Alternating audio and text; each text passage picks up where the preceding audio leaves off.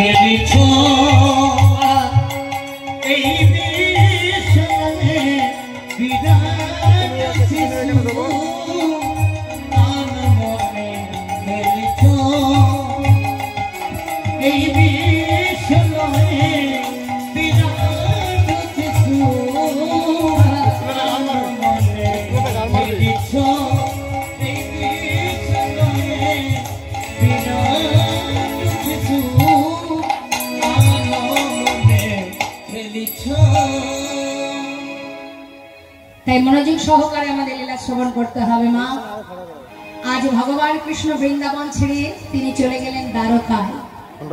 সেখানে গিয়ে তিনি তো রাজা হয়ে বসে আছেন বাবা। এদিকে কি হলো মা? হরে কৃষ্ণ। ভগবান প্রভাস নদীর তীরে যজ্ঞ করলেন। প্রভাস নদীর তীরে।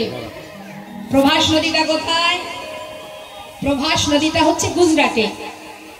গুজরাটে একটি সৌমতীর্থ বলে জায়গা আছে। এই সৌমতীর্থ হলো কিভাবে না, সেখানে এক দেবাদিদেব মহাদেবের বিগ্রহ সেবা হয়। সেই বিগ্রহের নাম হচ্ছে সোমনাথ। ভোলানাথের নাম সোমনাথ। সেই সোমনাথ নাম অনুসারে সেই জায়গাটির নাম সৌমতীর্থ। এখন ওই সৌমতীর্থে মা একটা নদী আছে যার নাম হলো প্রভাস। হরে কৃষ্ণ। তা প্রভাস নদীটার নামটা কি করে পেল? নামটা কিভাবে পেল শোনো। চন্দ্রদেবের 27 জন স্ত্রী, তথাপিও চন্দ্রদেব গুরু পত্নীর প্রতি আকৃষ্ট হয়েছিলেন। গুরুদেব অভিশাপ করেছিলেন যে তোমার ক্ষয় রোগ হবে, তুমি তোমার গুরু পত্নীর প্রতি আকৃষ্ট হয়েছ, মানে গুরুমার প্রতি আকৃষ্ট হয়েছ। সেই কারণে গুরুদেব অভিশাপ দিচ্ছেন। গুরু বৃহস্পতি কি অভিশাপ না, তোমার ক্ষয় রোগ হবে। এই যে তোমার 16 কলা, এক এক দিনে এক এক কলা ক্ষয় হতে হতে একদিন তুমি শেষ হয়ে যাও। তো যখনই অভিশাপ দিয়েছে, গুরুর অভিশাপ তো ব্যর্থ হবে না বাবা। শুরু হয়ে গেল ক্ষয় রোগ। দেখতে দেখতে ক্ষয় হতে হতে আর একটি কলা বেঁচে আছে মা। তখন তার 27 জন সহধর্মিনী চললেন কৈলাসে মহাদেবের কাছে।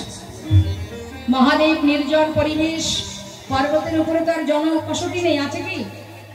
সুন্দর পরিবেশ, নিরিবিলি পরিবেশ, বসে আছেন ধ্যানে মগ্ন মহাদেব। 27 জন শালী গিয়ে হাজির হয়েছে। সম্পর্কে ভোলানাথের শালী হন 27 জন, অর্থাৎ মা পার্বতী হচ্ছে এই 27 জন রমণীর সম্পর্কে দিদি হন। তাহলে ভোলানাথ কি হবে? জামাই বাবু। 27 জন শালী গিয়ে উপস্থিত। জামাই বাবু, ও জামাই বাবু, ও জামাই বাবু, ও জামাই বাবু। এতজন শালী চিৎকার করে যখন ডাকছে, মহাদেব মনে মনে ভাবছে দেখেছো কাণ্ড। এত সুন্দর পর্বতের মাথায়, হিমালয় পর্বতের মাথায় বসে বসে একটু ধ্যান করবো, সেখানেও শান্তি নেই। এখানে এত শালী আছে তো জানতাম না। আসা যাওয়া না থাকলে কি আর হয় গো? বিপদে পড়েছি তাই এসেছি, সে তো জানি। বিপদে না পড়লে কি আর কেউ আমার কাছে আসে? কি সমস্যা? আমাদের পতি প্রাণ হারাতে বসেছে, তাই আপনার কাছে এসেছি আমাদের পতির প্রাণ রক্ষা করবার জন্য। মহাদেব বললেন দেখো সবই বুঝলাম, কিন্তু স্বামীর একটা কলাও যদি বেঁচে থাকতো তাহলে কোনো উপায় বেরোতো। আছে এখনো একটা কলা। দেরি না করে সেই একটি কলা নিয়ে এসে আমার মাথায় যে জটা, এর ভিতরে গঙ্গা আছে, এর মধ্যে রেখে যাও। এটা হচ্ছে অভিশাপ প্রয়োগ, অর্থাৎ এই গঙ্গার মধ্যে যদি কাউকে রাখা হয় তার যত অভিশাপই জীবনে থাকুক না, কোনো অভিশাপ কাজে লাগবে না। রেখে দিয়ে যাও। আর তোমরা সবাই মিলে গুরুদেবের কাছে গিয়ে পতির প্রাণ ফেরানোর জন্য তার চরণ ধরে প্রার্থনা করো। ভোলানাথের কথা মতো একটি কলা ভোলানাথের মাথায় রেখে দিয়ে এবার সবাই চললেন গুরুদেবের কাছে। গুরুদেবের কাছে গিয়ে বললেন যে আমরা সতী রমণী, পতি যদি চলে যায় আমরা সকল রমণী, কে আমাদের আশ্রয় দেবে? কার আশ্রয় থাকবো আমরা? কে রক্ষা করবে? কে মান দেবে, সম্মান দেবে? আমরা তো কোনো অপরাধ করিনি গুরুদেব, আমাদের এত বড় বিপদে ফেলবেন না। গুরুদেব বললেন সবই বুঝলাম, এসেছে যখন ফিরিয়ে দেব না, কিন্তু স্বামীর একটি কলা বেঁচে থাকলে আমি কোনো উপায় দিতাম। গুরুদেব আপনি তো বলুন, যদি বেঁচে থাকে প্রাণ তো ফিরে পাবো। বেশ, একটা কলা যদি থেকে থাকে, ওই সমতীর্থে যে নদী আছে, ওই নদীতে স্নান করালে তোমার পতির প্রাণ তোমরা ফিরে পাবে। সেই মহাদেবের মাথা থেকে একটি কলা নিয়ে যখন স্নান করালো সৌমতীর্থে নদীতে, তখনই কিন্তু পুনরায় পূর্ণজ্যোতি ফিরে পায় চন্দ্রদেব। সেই চন্দ্রদেব খুশি হয়ে সেই নদীকে বলেছিল, ওরে তোর কারণে যখন আমি পূর্ণজ্যোতি ফিরে পেলাম, আমি তোকে আশীর্বাদ করলাম, আজ থেকে তোর নাম প্রভাস।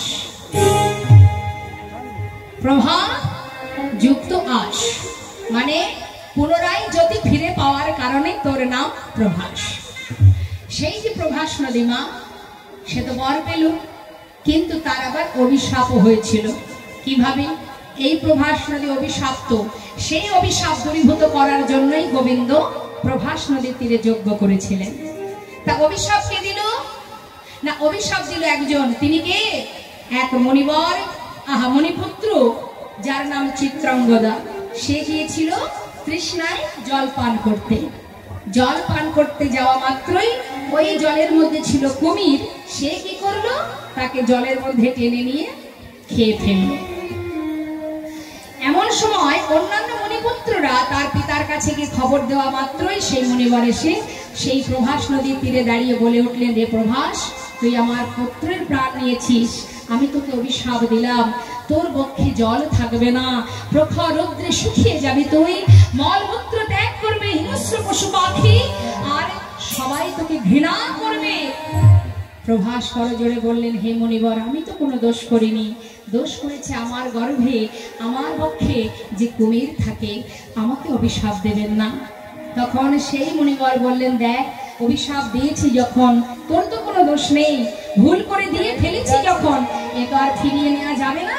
তবে আশীর্বাদ করে যাচ্ছি, যেদিন এই প্রভাস থেকে জল পেয়ে অনাদি আদি গোবিন্দ রাধারানীর চরণ ধৌত করে দেবে, সেই দিনে তুই মুক্তি পাবি।